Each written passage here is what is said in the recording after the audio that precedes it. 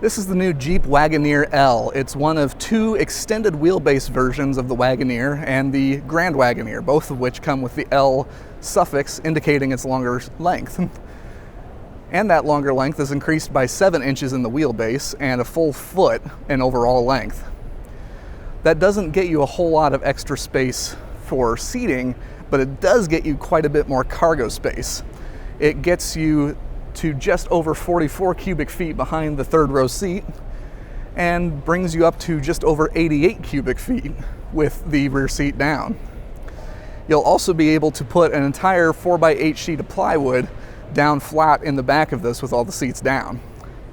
Now, the length isn't the only thing unique about the new Wagoneer L and Grand Wagoneer L.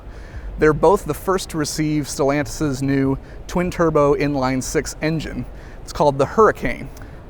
The Wagoneer L comes with a 420 horsepower version with 468 pound-feet of torque, and the Grand Wagoneer L gets the 510 model, which makes 510 horsepower and 500 pound-feet of torque. Both of these engines are a couple hundred pounds lighter than the V8s, and they offer slightly better fuel economy.